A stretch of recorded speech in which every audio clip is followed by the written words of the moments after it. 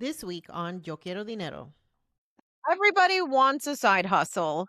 Yeah, Which ones, in your opinion, are worth it, and which ones you think are just like unpaid labor, with a of cute course. logo on it or something? Yeah, so I would say for people who have no idea what to do, start with the ones that give you interest, obviously, because if you like something, it's not going to feel like work. When it comes to starting a business or becoming financially independent, investing, all the things that we think are just impossible, you have to remind yourself other people have been able to do this. Yeah. And there's nothing special about those people in general. Mm-hmm. You just have to Exactly. figure out your way to get that done. So many people want to become creators, but they don't know how to make money from it. They think that you need a lot of followers to make dollars, but that's not true. You can have very few followers if you have, loyal customers and you're willing to charge a premium, then they can be your customers for life. Hola, mi gente. Welcome back to another episode of Yo Quiero Dinero, the podcast. Today on the show, we're going to be talking about literally my love language, which is multiple income streams. And I brought a really, really awesome creator that I recently discovered thanks to the Instagram algorithm. She goes by Megan Makes Money on Instagram. And we're going to be talking about how she went from corporate finance to launching a creator brand with over 160,000 followers and counting. Megan, welcome to the show. Hi, thank you for having me. I'm so excited. Absolutely. Thank you so much for being here. I love me a good side hustle. I'm always talking about this on my platform. I think it is so important, especially in this era where it seems more and more that like a paycheck is just not enough, And so I love what you're Mhm. doing. But for folks who are meeting you for the first time, tell us who you are, what you do, and a little bit of how Megan Makes Money came to be. And then we're going to get into your origin story. Yeah, of course. So my name is Megan Lim. You can find me at Megan Makes Money on Instagram and TikTok. And how I started was probably like a long time ago. As a child, I always loved making money. And I thought to me it was just like a game. Like it was really fun. And I think that's how it starts for a lot of people. But when I was younger, I would sell things like my first side hustle was selling celebrity posters in middle school. Like Oh my I would God. print photos of celebrities and sell them for like $5. And, like I would sell candy. I sold like my college textbook copy. But I guess where I got to am today is it really was because of multiple events. I lost my job in 2023 and Mm, I decided that since I got money from severance that this was the perfect time to travel because I was 25 years old, so I could go back to my parents' health insurance plan, which of course is like the most important thing. mhm. So I used that time to travel for an entire month in Asia. And while I was traveling, I had this realization that this was so fun and like I wanted my life to look like this. Like I wanted to be able to wake up whenever I want, go to wherever I want, and I didn't want a boss to tell me that I couldn't. Mm, So after that realization, I knew I always wanted to be a content creator, like a full-time creator, because I grew up watching YouTube. I was always like filming and making videos. I just wasn't super consistent with it. So I made a promise to myself after that trip that I was going to post a video every single day until I make it and until I can replace my full-time income. But at the time, like I was let go. So as long as I made more than that job, then I was set.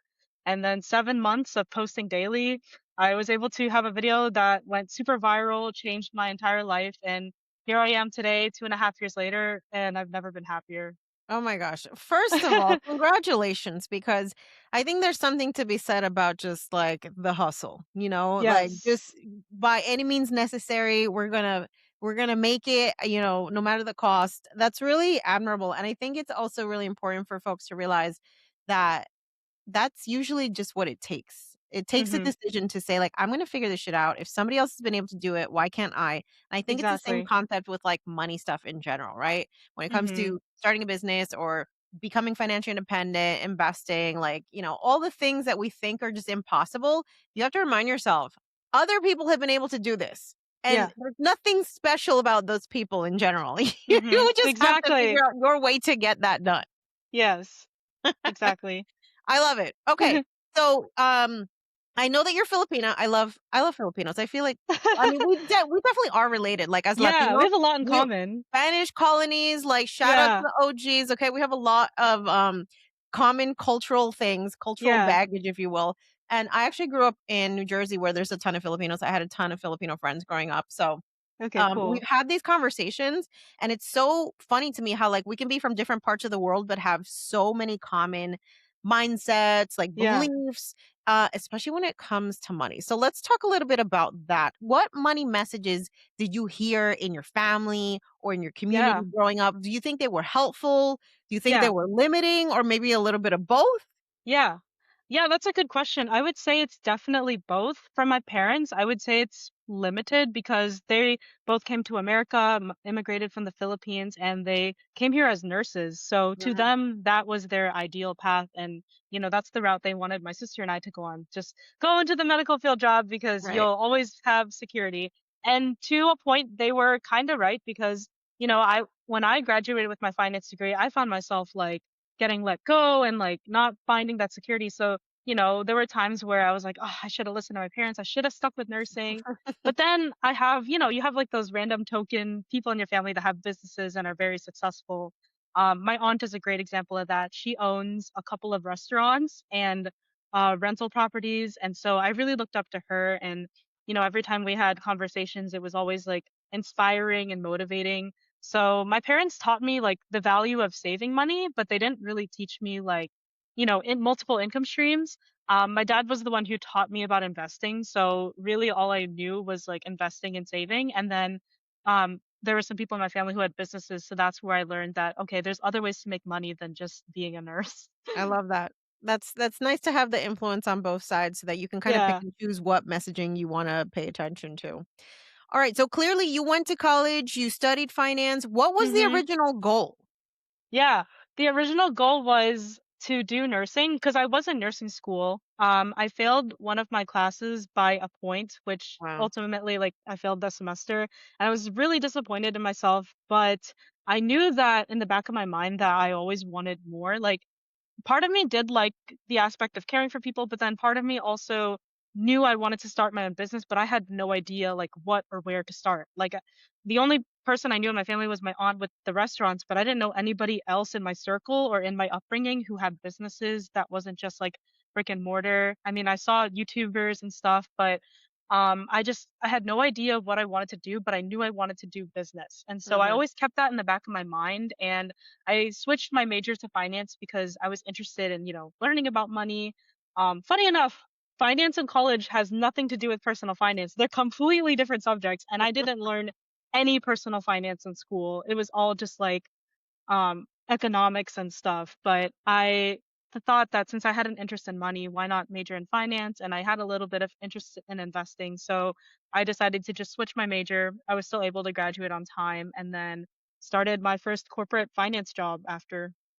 Yeah, yeah, I've talked to a lot of folks who have gone that traditional route of going to school for finance and then realize like, "Oh, wow, they didn't actually teach me anything about how Yeah. to manage my personal finances. They're just preparing you to manage a business finance, and not even like hmm a small business typically. It's like a big corporate, Yeah, situation. exactly.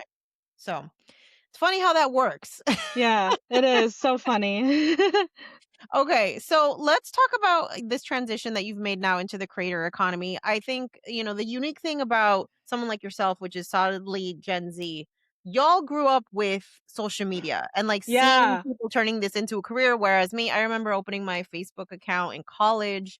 I remember sending my first email at 14 in high school. hmm So like millennials were at the cusp of the internet revolution, Yeah. and now like you guys were solidly in it where being a content creator was like a real career option. But hmm what made you want to step into that space specifically?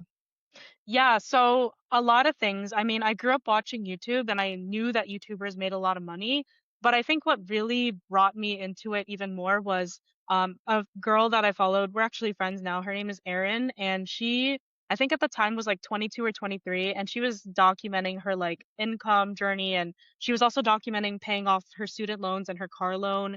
And I always thought that I wanted to talk about money in my content, but I was like, I'm not a millionaire. Like, who's gonna listen to me? Like, nobody wants to see me if I'm not even there yet. So, but watching her inspired me because she was a young lady just showing how she's paying off her loans and she was making money from social media. And it was that video she made where she made like $7,000 in 1 month just through social media. And so that immediately told myself that if she can do it, then I can do it. Mhm. And that's when I decided to kind of pivot and just make all of my content around money because it was a topic I was passionate about, but I just didn't feel confident enough because I thought you had to make it, but people love to watch the journey and it's more relatable too and I'm glad that inspiring. you mentioned that because I think there's a lot of people who think that they need to be like quote unquote an expert Yes. before they start sharing online. So what advice do you have for people to be able to build confidence in their voice and like regardless of where they are in their journey to share?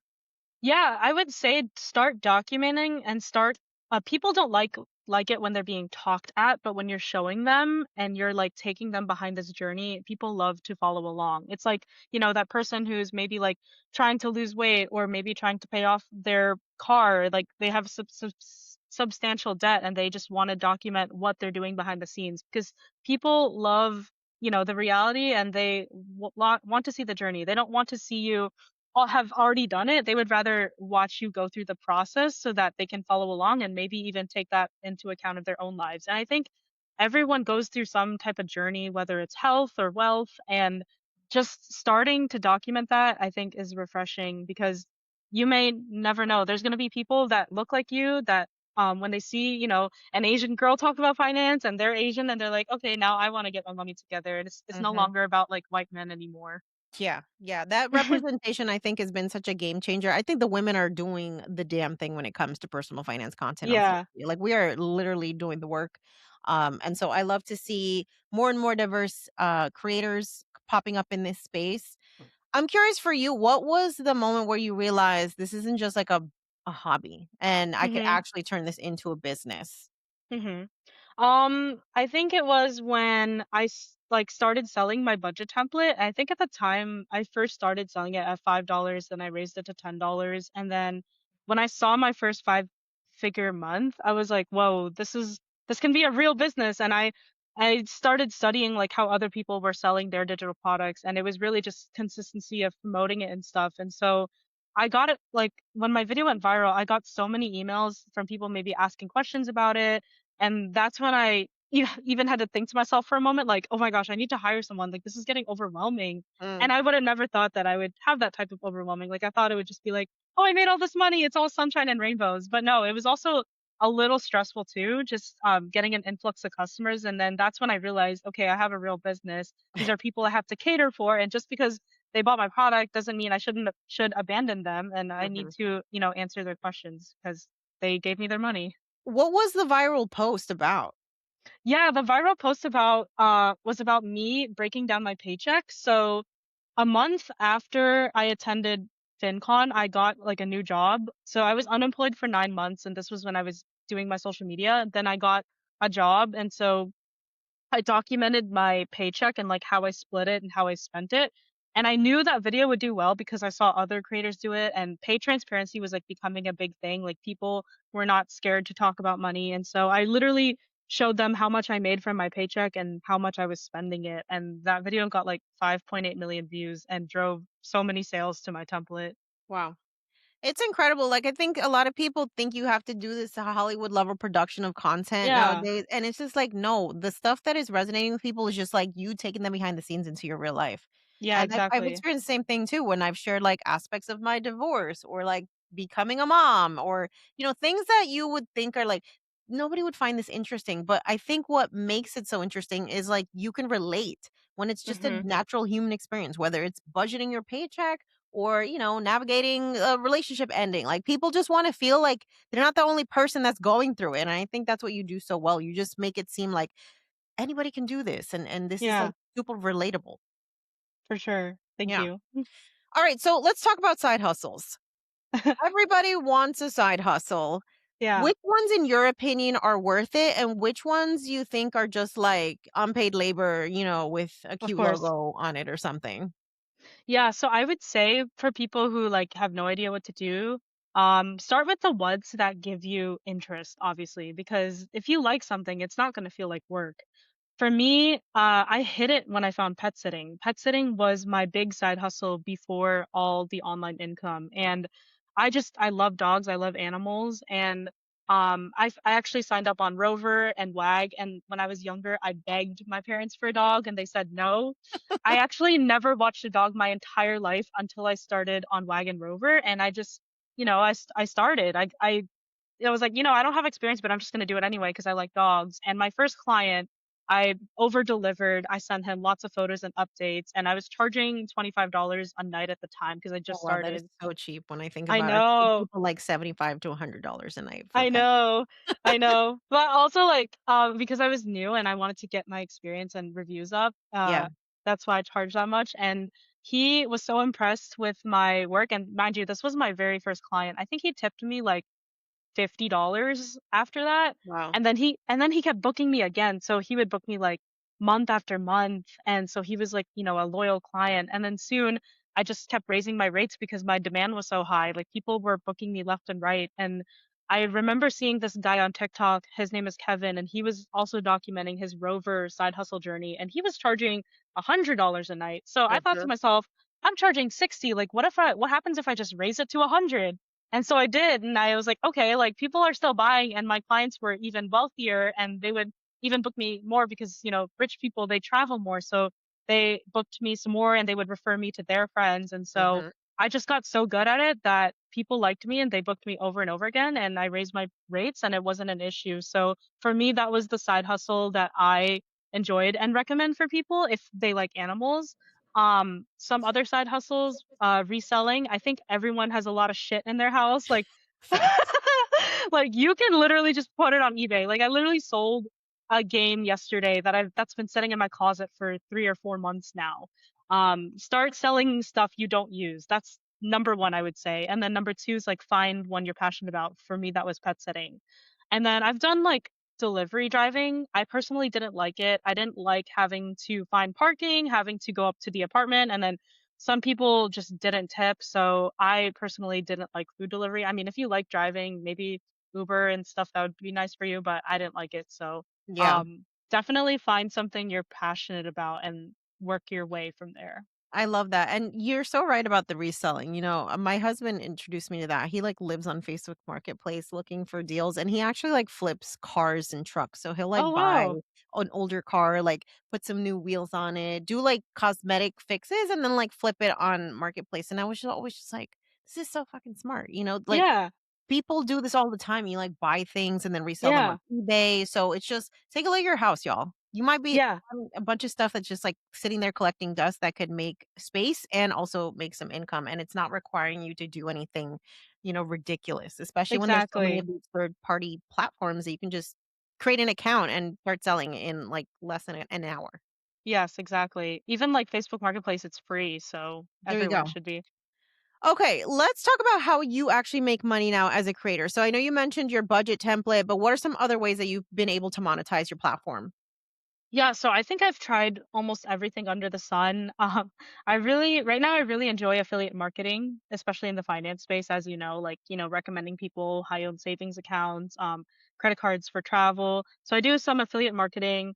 Brand partnerships is a big chunk of my income. And then I also do some coaching. So I have one client that I coach with just like regular personal finances, and I have a few clients that I'll coach from time to time about how to actually monetize content because I think so many people want to become creators, but they don't know how to make money from it. They think that you need a lot of followers to make dollars, but that's not true. You can have very few followers if you have, loyal customers and you're willing to charge a premium, then they can be your customers for life. So I do some of that, and then I used to do some UGCs where I would make content for the brands, and they'll pay me like a certain amount, and I'll make a number of videos per month. So that's essentially just social media management, kind of like creating videos for brands to use on their page. And then like I get paid a little bit from platform views, but I don't really count that. Mhm, yeah, and those creator funds have definitely dried up. They're not giving what they Yeah, were giving back in 2020. for sure. Yeah. I love the fact that you have not decided to rely on a single income source, which I think is a big mistake that a lot of folks make, especially if they get into the brand partnership space. It can be Mhm. very enticing to like want to focus all your energy when you're getting, like a $10,000 brand deal here and there. But there's a lot of inconsistency, I think, with that Yeah. income stream, and it makes it really hard to make your business super sustainable. Mhm. So let's talk about those creators that you mentioned that are building audiences, right? They're Mhm. thinking that like followers is the move, but they're not making money. So where do you think that disconnect happens, and like how can you start to reframe your thoughts around, even being able to sell if you don't have a massive following? Yeah, I think a lot of people are scared to sell. At least from the people that I've talked to. For me, I think it was natural to me because I grew up doing this, and also it's like you have to kind of reframe that mindset to you're not selling, you're serving. Like think Mm, about the benefits that people receive from your service or your products. Like me selling a budget template, it's not even that expensive. It's $27, but that could save someone hundreds of dollars down the line. So just reframing that mindset to I'm not selling, I'm serving, and people benefit from my product. Also, just making sure that you're being compensated fairly for your time. Some people do that I've spoken to do like one-on-one calls for, I don't know, $50, but obviously I think you should charge much more than that, especially because they're not just paying for your time, but they're paying for your expertise, and that expertise takes years to build. So mhm. people need to be reminded like they're not just paying for you, they're paying for the years that you spent learning the thing. And by talking to you, you save them a lot of time. So that, and then also, another thing I just want to mention, like, for anyone who's scared to sell, ask yourself, do you remember the last 3 story posts you look at? No, no one cares. So just sell your shit anyways. It's so true when you think about Yeah, how few people that follow you actually get to see, any individual piece of content. When you look at your analytics, I think the number yeah. hover somewhere around like if you have 2% of your audience like actually interact with your content, you're seen as like a top, Mhm. engagement creator. So you literally have to be talking about the shit you have going on all the time. Mhm. Exactly. If you know, Yeah. and if you don't talk about it, nobody's gonna know. Like Yeah. it's funny because this one affiliate, for example, Blossom, they're an investing app. I would post about it like every week. And I was at dinner with friends and they were like, I was like, oh yeah, have you heard of Blossom? Because we started talking about investing. They're like, yeah, I see it on your story all the time. I was like, but have you loaded it? And they're like, no. So it just goes to show like you just have to keep posting. And then they downloaded it because I talked about it in person and I talked about how cool the app was and how it was free, and so they downloaded it right then and there. So it just goes to show, like, people need multiple times of hearing something before they take action. It's so true. I think I read a statistic recently that said somewhere around like it takes 14 to 17 times for somebody to see an advertisement in order for them to Yeah, make a purchase decision. So, like, no, you're not talking about anything too much. That's kind of the exactly. message to take home. Exactly. Okay. What do you think creators should have in place before they start pitching brands? And tell us about how you have found like brand partnership opportunities for yourself. Yeah, so, I mean, the way that I look at it is think of yourself as a brand and how would you want to approach creators. So I think creators need to think about how do I want to position myself that's safe for this brand and that shows like that fits their product organically. So if I'm doing like a day in my life video and I'm using like a certain piece of skincare every day, then I would want to show that and maybe tag the brand. That way it kind of gives them visibility, because if you can organically show something that you use often in your content, then it comes off authentic and genuine. And it goes to show like you're not just promoting it because they're paying you, but you're actually using the product yourself. So, kind of creating videos around things that you use often, and also, like I said, visibility, tagging them. Another thing I would say is like, it's not about the views or the followers, it's more about like your engaged audience. So how many people are willing to listen to your content and take action? So a good measure is like if I'm talking about something and I have a many chat automation, which is basically a platform that sends you a DM if you comment a certain word. If you're like making a post and it gets hundreds of comments, then that's proof to the brand like that you know how to get people to take action when they see your content. Because what brands are looking for is usually one, awareness, or two, conversion, and you want to have content that shows that you can convert that person into taking action or can show awareness of their product. Hmm. Yeah, I love that. What do you say to somebody who says, "Nobody would pay me for what I know, Megan." So, like, how could I possibly have a successful, like, digital product, for example? Yeah. I guess a good analogy here is there's a product that someone sells. It's literally like a ball of nothing. Like it's a plastic packaging and it's nothing, and Oh my god. that literally sells. So if people can sell, I mean, people are selling like farts in jars. I've Like, seen this. yeah, so if people are buying that, then people will buy anything. And everyone has their unique perspective in life that um is valuable to someone else, because when you've experienced something and you're selling that transformation, then you are worthy. And everyone has something to provide. So, I guess my best piece of advice is like, don't be afraid to put yourself out there. I mean, even if you don't get sales, like maybe it's time for you to ask yourself, like, ask your audience, what is it that you're looking for from me? What kind of content do you enjoy? Because the more that you cater to what your audience is looking for, then the easier it is to sell a digital product. For Mhm. example, I joined what's her name? Jessie J Jean's Yap challenge. I think she made like $1 million I did from see that, that. yeah. Yeah, and she's like really really good at talking to the camera, and her comments were saying like, "You're so good at talking to the camera. How do you do it?"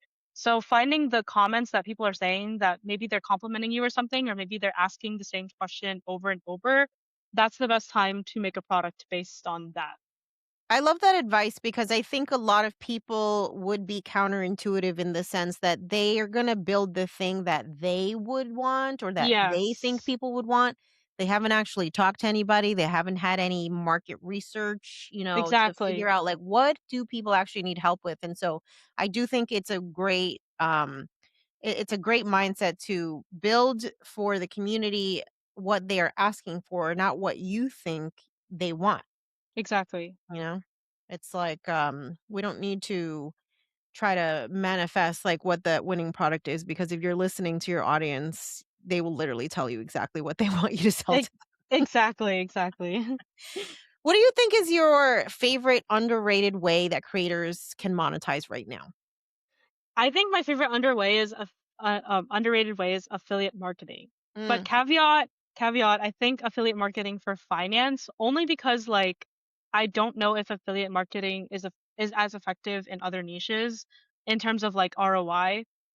So affiliate marketing is great because you're not asked, like in some cases you're not asking anybody to purchase anything. You're just asking them to open up a bank account or like save on car insurance, and that is an easier thing for that. Like it's easier to get someone to do something for free than asking them to pay, and then there's a big upside in what you earn out of that action. So mhm, affiliate marketing is super underrated, and a great way that I like to integrate it in my content is not even just content in my content but also through emails. So if you I highly recommend people do email marketing, sending a weekly newsletter, and just talk about whatever, and then you can slip in your affiliate links within your story or within your newsletter. mhm, I love that.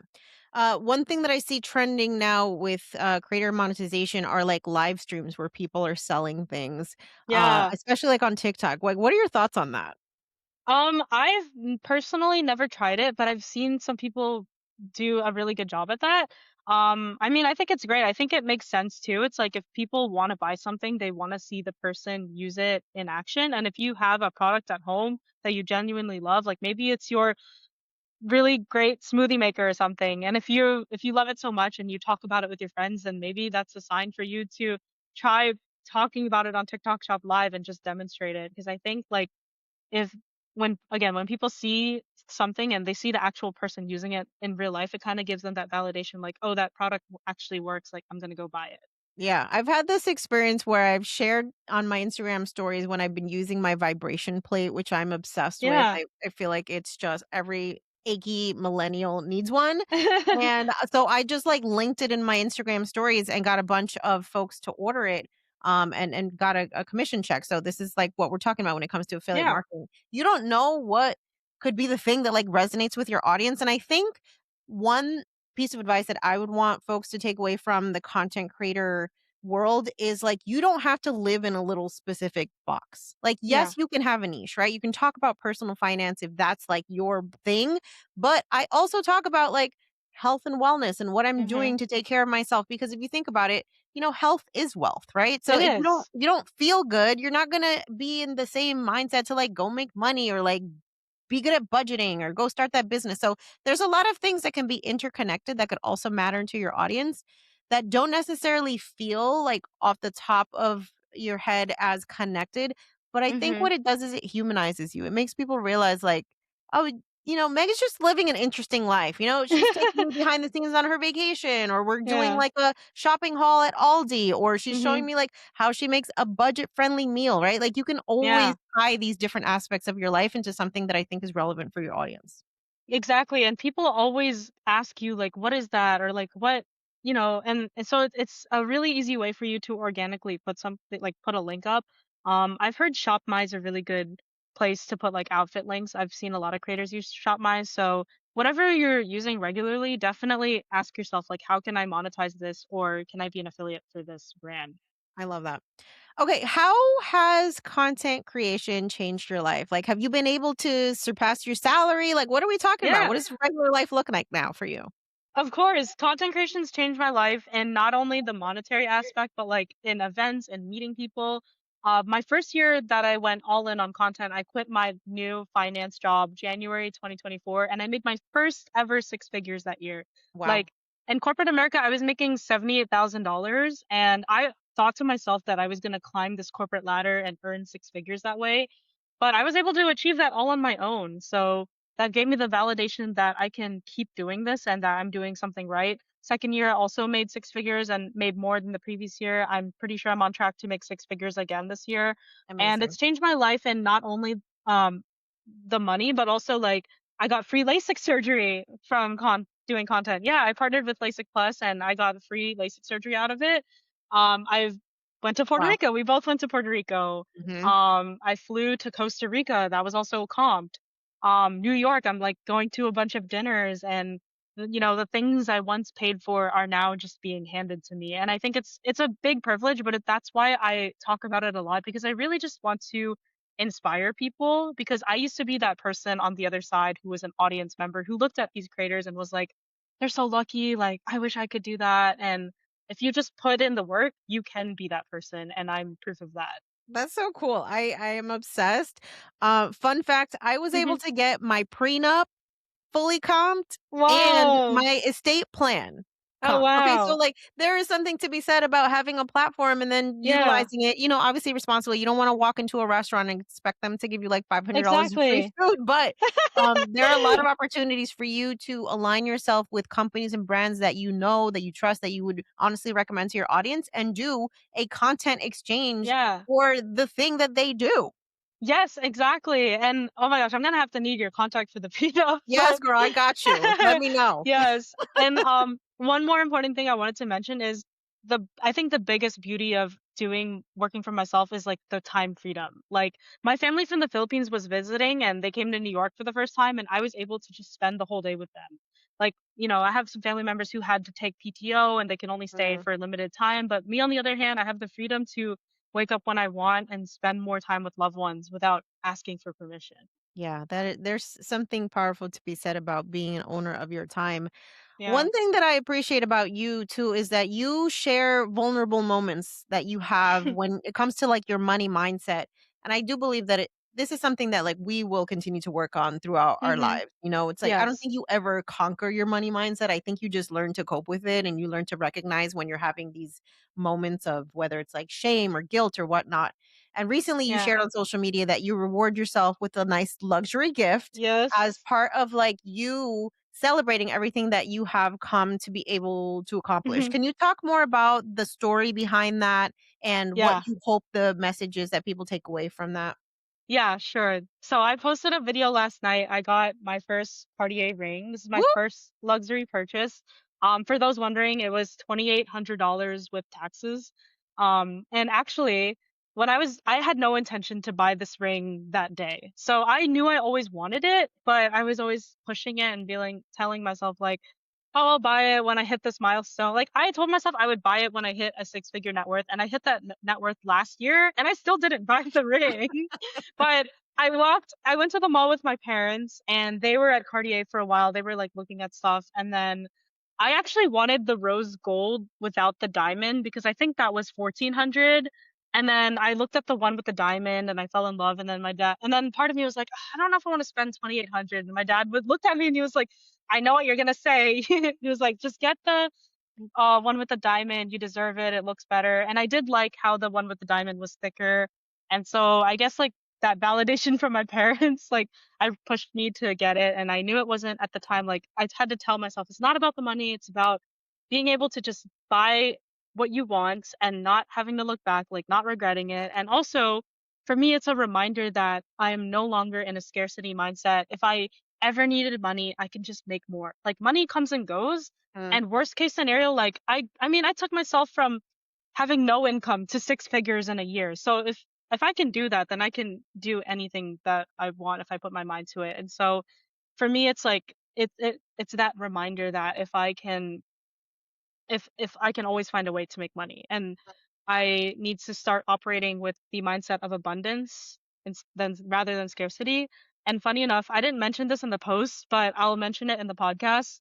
Everyone in my family ended up with Cartier. So my dad my dad bought a bracelet, my mom bought a necklace, and my sister, she also felt like she was feeling stretched with her money, but she got FOMO and she bought a ring as well. She got the Wow. $1,400 gold one. And so we all walked away with something. And I thought that was just a really fun family moment and reminder that, it's not just about like status and luxury. It's more about like, rewarding yourself. And for me, that was like the first time I actually rewarded myself with something I liked that wasn't just tied to the price.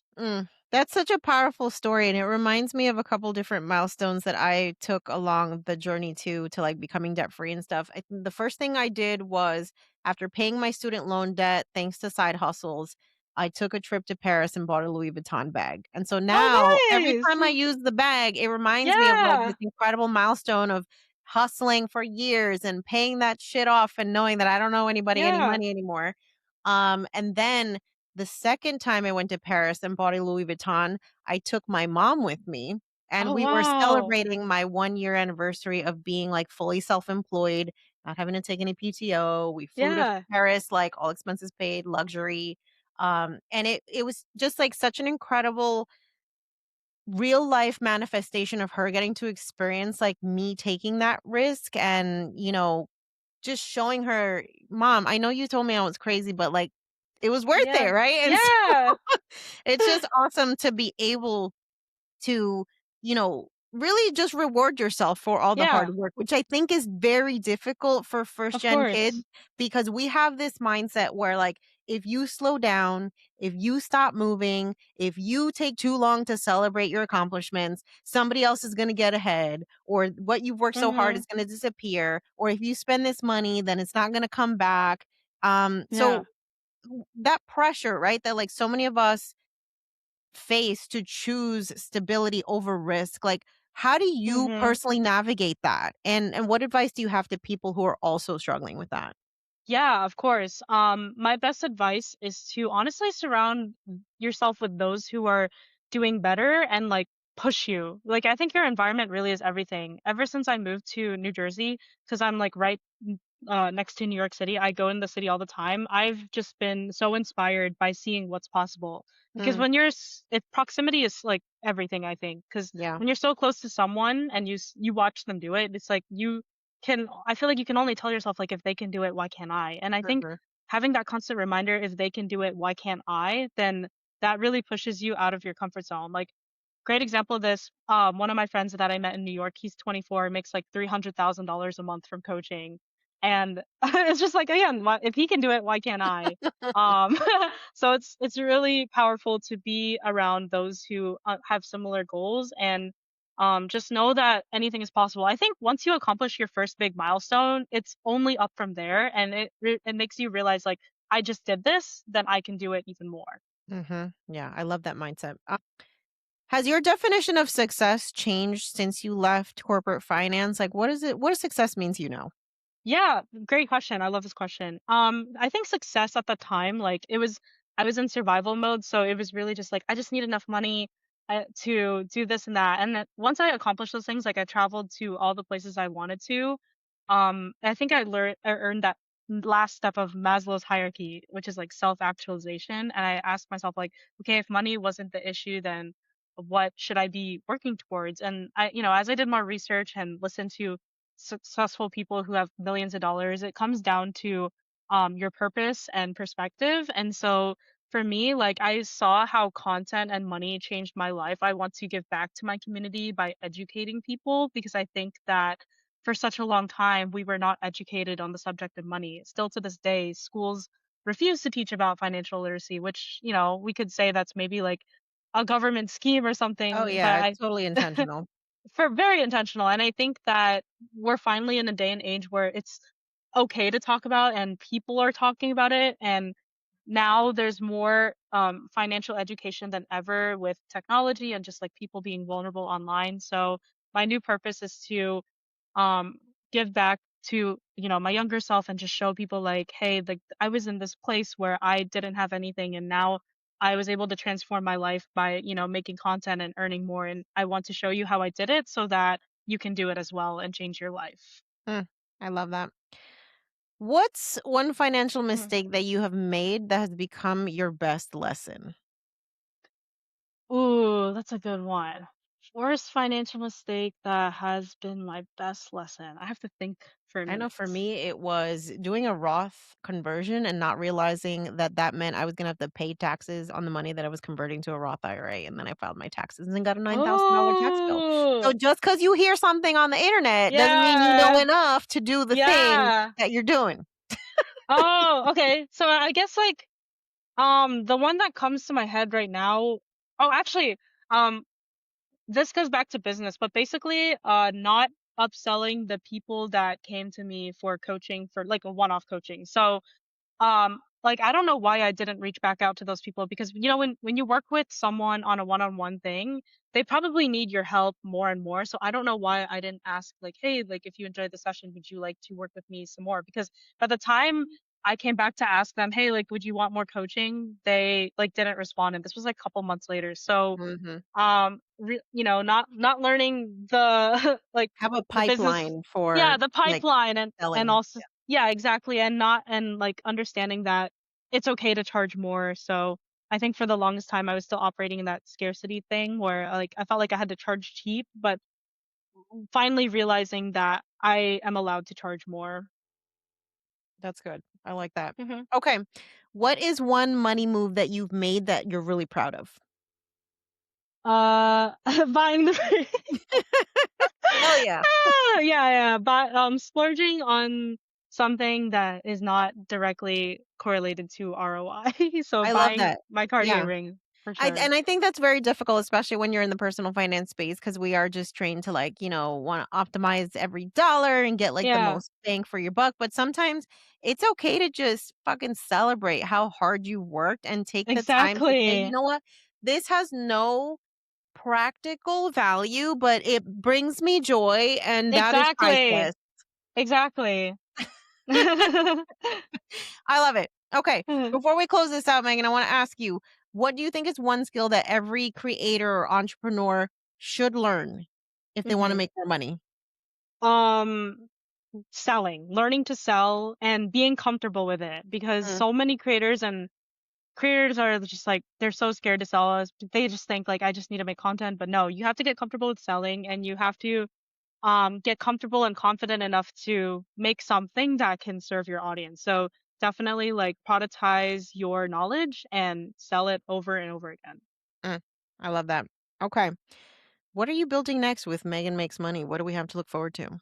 Yeah, great question. So I think I've done some cohort in the past. I think I want to redo that again. I want to do a live cohort where I have a set number of people that pay me, where I coach them through making content and earning money through content. I think specifically I want to coach finance creators because I'm seeing so many new finance creators enter the space where they're just making content but they're not monetizing. So I really want to serve that community because um that was, a problem that I faced when I first started, and I don't know half the stuff I know now. So I really want to help that community, especially Mhm. because financial literacy is such a big meaning to me. And I think that if I'm helping those people, then I'm also helping, more people get financially literate.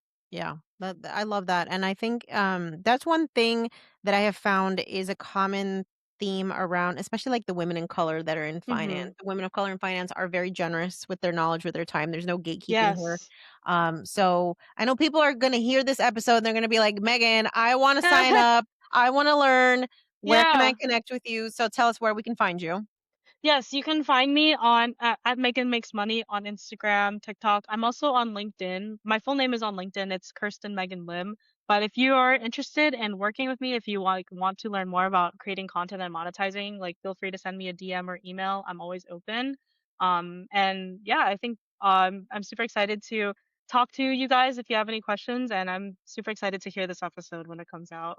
We have all of those resources linked in the episode show notes, y'all, so make sure to check that out. Last question. Yes. What's one thing you want every person listening to remember about their ability to make money? I want everyone to hear that you are capable and you don't need permission to start making money. If you have a hobby you enjoy, you can coach someone, you can teach someone, and you can build a product off of that. If you um are scared but like want to do this thing, go after it. Everyone is capable and everyone has value. So trust yourself, trust your gut, and go after the thing you want, because the last thing you want is to be on your deathbed with regrets. I know that's right, y'all. And if Mhm. you're listening to this show, which is literally called I Want Money, it's your job to get it. Okay. So make sure that you Exactly. check out Megan on Instagram, TikTok, and everywhere else. Make sure that you sign up for her newsletter so you can get all the tools that she is referring y'all to get your money together. Megan, thanks so much for joining us on the show. Thank you for And having me. absolutely, mi gente. If you love this episode, make sure to share it with someone who will also find it valuable. If you want the full visuals, check out Yo Quiero Dinero on YouTube and subscribe so you never miss an episode. And we are, I'm going to be the first to announce this. We're actually going to be bringing video shortly to Spotify and Apple. Oh, So if you're a listener on either one of those platforms, be sure to stay tuned to that. You can find me at Yo Quiero Dinero Podcast on all platforms. And until next time, mi gente, stay poderosa.